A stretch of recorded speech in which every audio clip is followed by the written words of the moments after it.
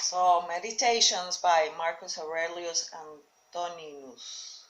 Introduction by Gregory Hayes. States will never be happy until rulers become philosophers, or philosophers become rulers. Plato, The Republic. Marcus Aurelius is said to have been fond of quoting Plato's dictum, and those who have written about him have rarely been able to resist applying it to Marcus himself.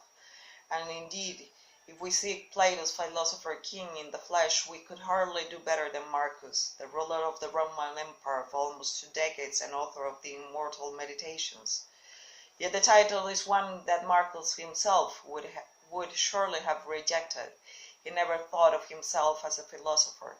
He would have claimed to be at best a diligent student and a very imperfect practitioner of a philosophy developed by others. As for the imperial throne, that came almost by accident. When Marcus Annius Verus was born in 121 AD, bystanders might have been predicted and distinguished a career in the Senate of the imperial administration. They could hardly have guessed that he was destined for the imperial purple, or seeing in their mind's eye the lonely bronze horseman whose upright hand greets us from the Capitoline Hill in Rome across 2,000 years. Marcus sprang from a distinguished enough family. The year of his birth coincided with his grandfather's second tenure of the consulship in theory Rome's highest office, though now of largely ceremonial importance. And it was to be his grandfather who brought him up, for his father died when he was very young. Marcus makes reference in the Meditations to his father's character as he remembered it or heard of it from others, but his knowledge must have been more from stories than from actual memories.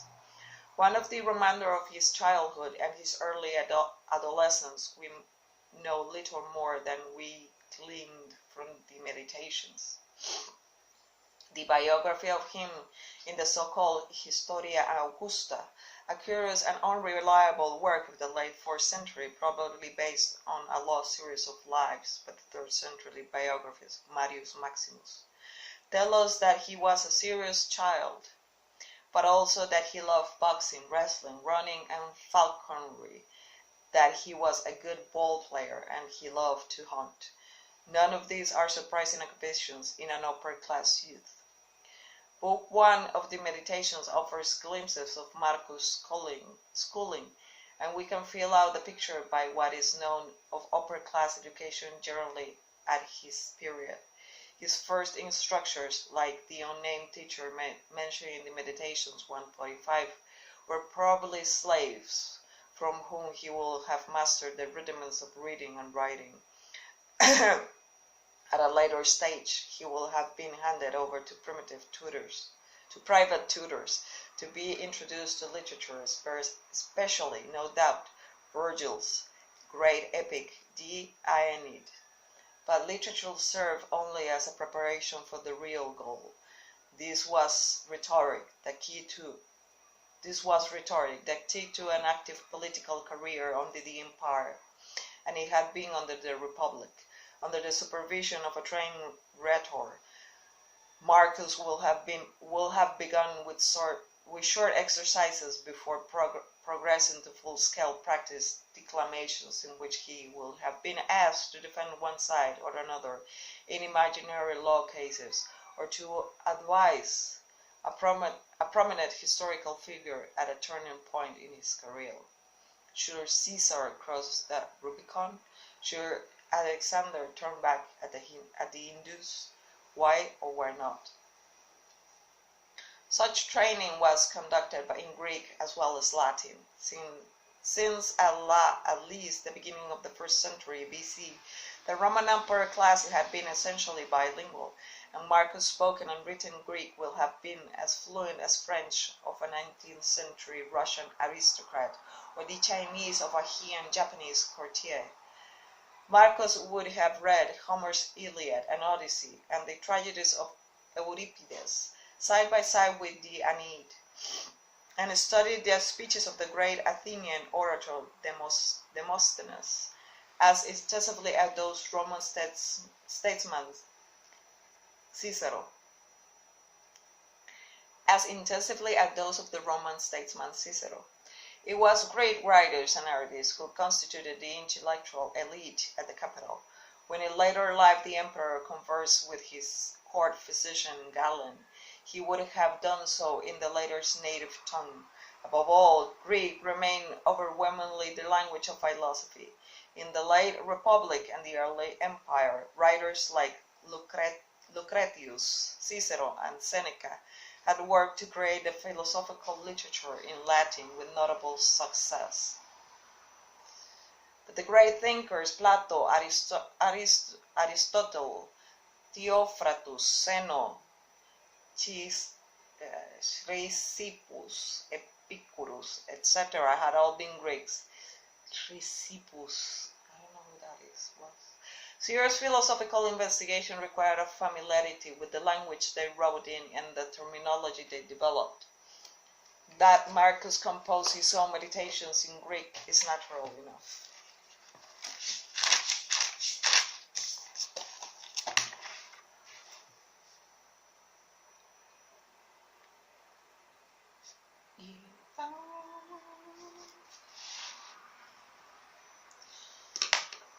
In 137, when Marcus was 16, a crucial event took place. The reigning emperor Hadrian was childless, an illness that brought him near to death a year previously, and it was clear that he will not live forever. Hadrian owed his throne to his adoption by his predecessor and distant relative Trajan.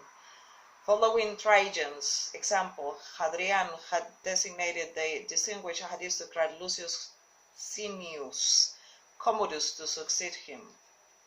In 137, however, Seionius actually died unexpectedly, and Hadrian was forced to cast about for a new successor. His choice fell on the childless senator Antoninus, whom he selected with the proviso that Antoninus should in turn adopt Marcus, his nephew, by marriage, along with Senius' son Lucius Verus.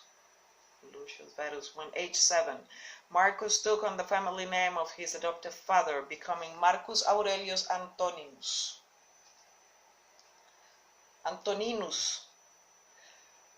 Aurelius Antoninus. Hadrian's death the following year left Marcus first in line for the throne. His education and that for the younger Verus were now masters of still greater concern, and it is clear that no expense was spared. For training in Greek rhetoric, he was entrusted with Herodes Atticus, a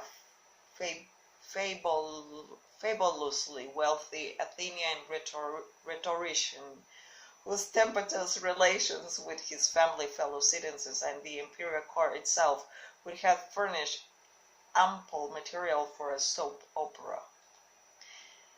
His instructor in Latin oratory was Marcus Cornelius Fronto, a prominent rhetorician from Cirta in North Africa. By an accident of fate, many of Fronto's letters to Marcus have survived, and they illustrate the close relationship between the student and the teacher. They also suggest that Fronto's regret at seeing Marcus move away from rhetoric to delve even more deeply into philosophy. The first book of the Meditations pays tribute to a number of philosophers from whom Marcus learned, both normally and informally, and he is likely to have studied with and listened to many others. Marcus would have learned much outside the classroom as well. For training in legal and political matters, an informal apprenticeship bound aristocratic youths, not Jews. Sorry. For training in legal and political matters, an informal apprenticeship bound aristocratic youths to older public figures, men like Junius Rusticus, whose influence Marcus chronicles in 1.7. But the single greatest influence was surely Marcus' adopted father, Antoninus Pius. Marcus will have watched Antoninus receive embassies tried legal cases and dedicated letters to his deputies. Meanwhile, Marcus' own position as heir apparent was signaled in various ways. In 140 he served as a consul at the age of 19 and will serve again in 145. In the same year he married Antoninus' daughter Faustina, to whom he pays tribute in Meditations 1.17. Edward Gibbon's History of the Decline and Fall of the Roman Empire describes the reign of Antoninus as furnishing very few materials for history, which is indeed little more than the register of the crimes, follies, and misfortunes of mankind. It furnishes equally little material for Marcus' biography. In the decade and a half between 145 and 161, we learn little of Marcus' occupations, and our only glimpses of his inner development come from his correspondence with Fronto. But the two poles that will govern the remainder of his life, the court and philosophy, seem by this point to be fully established. There is no evidence that Marcus experienced anything like the conversion to philosophy that some ancient figures experienced or affected, but it is clear that by the middle to late 140s, philosophy was becoming increasingly central to his life. On August 31, 161, Antoninus died, leaving Marcus as his sole successor. Marcus immediately acted to carry out what appears to have been Hadrian's original intentions, perhaps ignored by Antoninus, by pushing through the appointment of his adopted brother Lucius Verus as co-regent. Verus' character has suffered by comparison with Marcus. Ancient sources, in particular, the gossipy Historia Augusta, tend to paint him as a self-indulgent degenerate, almost another Nero. This might be unfair. It is certainly not the picture of him we get from Marcus' own reminiscences in the Meditations. It does seem clear, however, that Marcus functioned as the senior emperor, in fact, if not name. It will be surprising if he had not. He was almost a decade older, and he had been trained for the position by Antoninus himself. He was a king, he was a kid. What kind of ruler this philosopher king proved to be?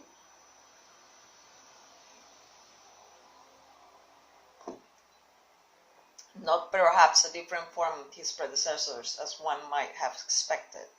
Though an emperor was all-powerful in theory, his ability to control policy was in reality much more limited. Much of his time was spent fielding problems that had moved up the administrative ladder, receiving embassies from the legislators of the empire, trying appeals of criminal cases, answering queries from provincial governors, and dealing with petitions from individuals. Even with a functional system of imperial couriers, news will take weeks to travel from the periphery of the empire to the center. Imperial edicts took time to move down the chain of command, while the emperor's decision had the force of law. Enforcement was almost entirely in the hands of provincial governors. Those diligence might be affected by the incompetence, corruption, or an understandable desire not to antagonize local elites. We get occasional glimpses of Marcus' day-to-day duties from the evidence of imperial decisions preserved in letters, inscriptions, and the legal codes. Surviving legislation shows a certain interest in the freeing of slaves and in the regulations relating to the wardenship of orphans. Attempts have been made to tie the first to Marcus' philosophical convictions and the second to his own memories of life without the father. But it remains unclear how much of the policy is due to Marcus himself and how far it differs from that of Marcus' predecessor, Antoninus.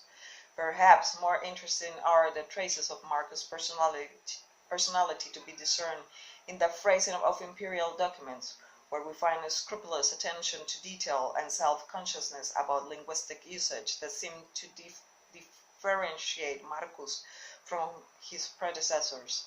Neither trait surprises in the author of the Meditations or a student of Fronto, whose extant letters place great stress on the quest for the Mod Juste. Mod Juste. One of Marcus' priorities was to preserve good relations with the Senate.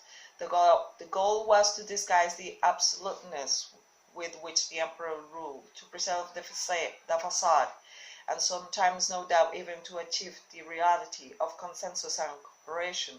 100 years before, aristocrats might have dreamed of a restored republic, as some certainly did.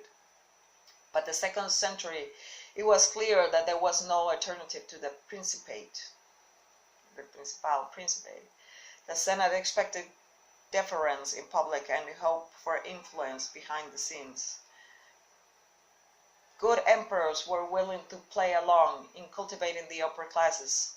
Marcus was following in the footsteps of Antoninus and Trajan, rather than of Hadrian, whose relations with the Senate had been prickly. And it is this, as much as anything else, that is responsible for his reputation as a benevolent statesman. An emperor might do as he liked while he lived, but it was the senatorial historians, men like Cornelius Tacitus in the 120s or Cassius Dio in the generation after Marcus' death who made the last word. Another area where Marcus' policy continued that of his predecessor related to a small and eccentric sect known as the Christians. In the course of the next century, they will become an increasing problem for the imperial administration, and they were prominent enough in Marcus' day to attract and extend denunciation from a certain Celsus, part of whose work against the Christians still survives. The sect men with contempt from those intellectuals who deigned to take notice of it. Marcus Tudor Fronto was evidently one, and with suspicion and hostility from ordinary citizens and administrators. The Christians' disfavor stemmed from their failure to acknowledge the gods worshipped by the community around them. Their atheism, their refusal to accept any god but their own, endangered their neighbors as well as themselves, and their reluctance to acknowledge the divine status of the emperor threatened the social order and the well-being of the state. Christianity had been illegal since the early 2nd century, when the query from Pliny the Younger, then governor of Bithynia in Asia Minor, prompted the emperor Trajan to establish a normal policy, while Christians were not to be sought out. Those who confessed to the faith were to be executed. By empire-wide persecution did not become a reality until a much later date. The main threat to Christians in the 2nd century came from individual provincial governors acting either on their own initiative or under pressure from local communities. In the late 170s, for example, civic unrest at Lyons resulted in a virtual pogrom of Greek-speaking Christians resident there. Marcus' mentor, Junius Rusticus, had tried and executed Christians, the apologist Justin Martyr among them, in his capacity as city prefect. Marcus himself was no doubt aware of Christianity, but there was no reason to think that it bulked large in his mind. One direct reference to it in the Meditations 11.3 is almost certainly a later interpolation, and the implicit reference of some scholars have discerned and are surely illusory. The implicit reference some scholars have discerned are surely illusory. Marcus, in any case, had more serious concerns than his troublesome cult. Soon after his ascension, relations between Rome and its only rival, the Persian Empire in the east, took a dramatic turn for the worse, since at least the time of Trajan, the two states had been locked in a cold war that will continue for the next 2 centuries, and that once a generation or so flared up into military conflict. The death of Antoninus and the ascension of the two new and untried rulers may have tempted the Parthian ruler Vologases III to test the waters. In 162, His forces occupied Armenia and wiped out a Roman garrison that had gone to the rescue. Syria itself was threatened. Rome had no choice but to respond. It was Varus, the younger emperor, who was sent east, where he remained for the next 4 years. Neither he nor Marcus had any military experience to speak of. Antoninus' peaceful reign had given little scope for it, and the day-to-day conduct of the war was no doubt left to the professionals.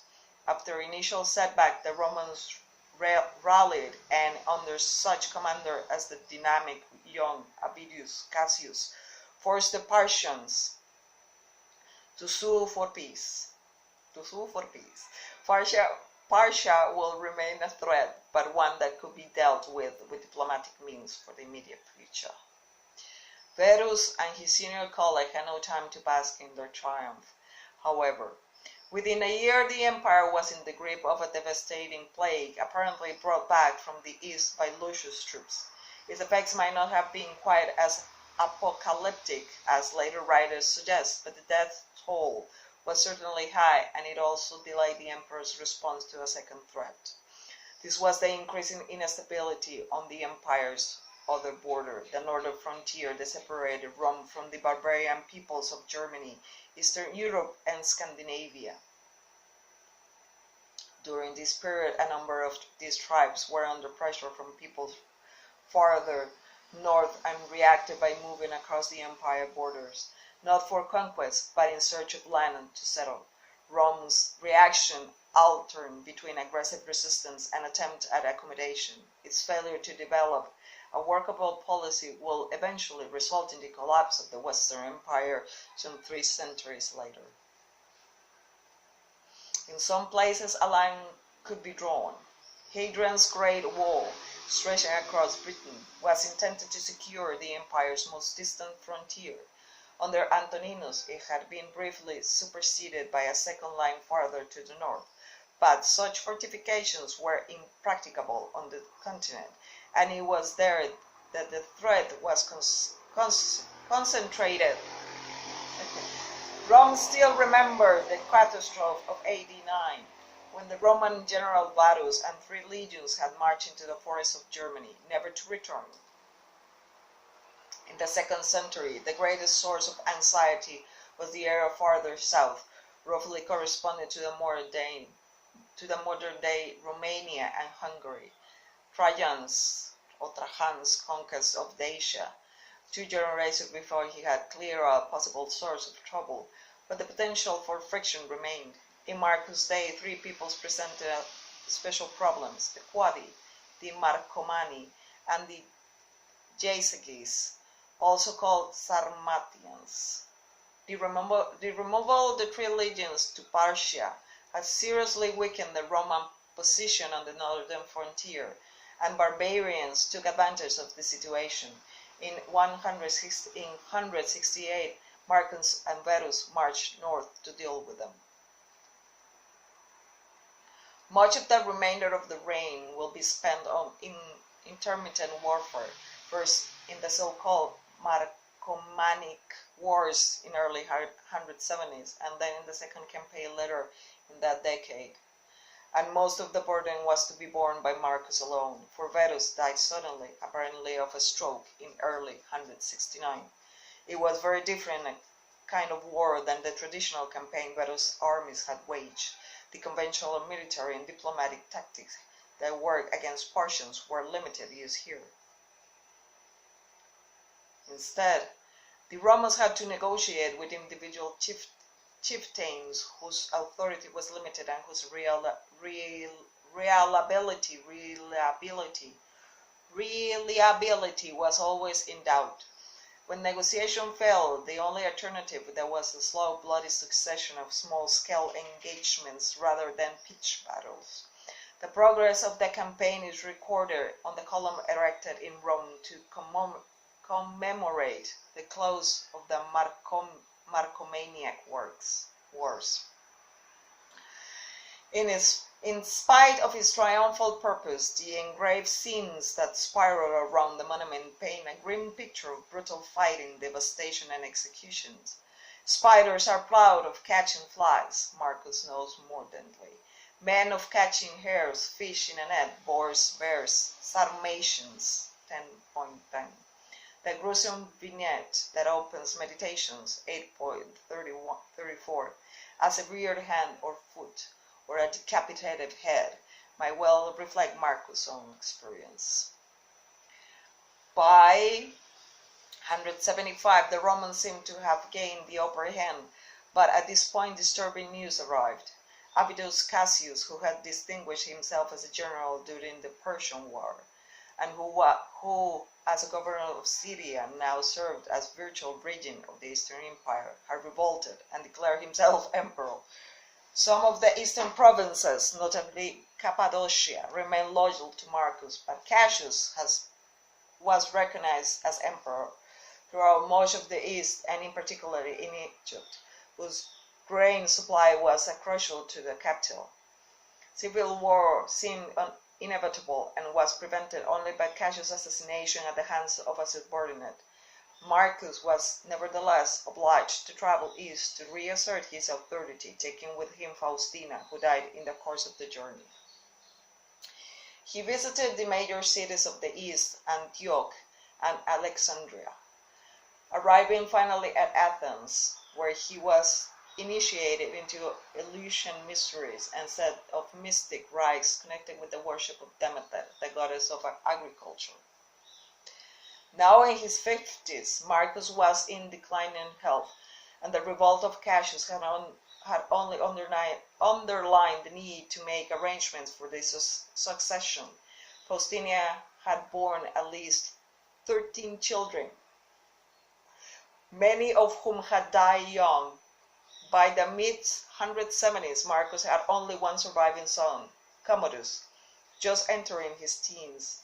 There was no reason for Marcus to continue the policy of adoption followed by his predecessors, and there is no reason to think he even considered it. The years that follow see Commodus' rapid promotion to a position not far short of co-emperor. He was consul in 177 at the age of 15. In the same year, he was accorded all major imperial privileges, except for the post of Pontifex Maximus, the head of the Roman state religion, held by the reigning emperor alone and for life. The gains of the Marcomannic Wars had not proved permanent, and in 178 Marcus and Commodus marched north again. 2 years later, Marcus died at age 58, and the first emperor to pass on the throne to his son since Vespasian, a century before. Vespasian. Sadly, Commodus' performance did not bear out whatever promise Marcus had discerned in him. He was to be remembered as a dissolute tyrant, a second Caligula or Nero, whose many defects were only emphasized by the contrast with his father. His assassination after 12-year reign will usher in the first in a series of power struggles that would burden the empire for the next century.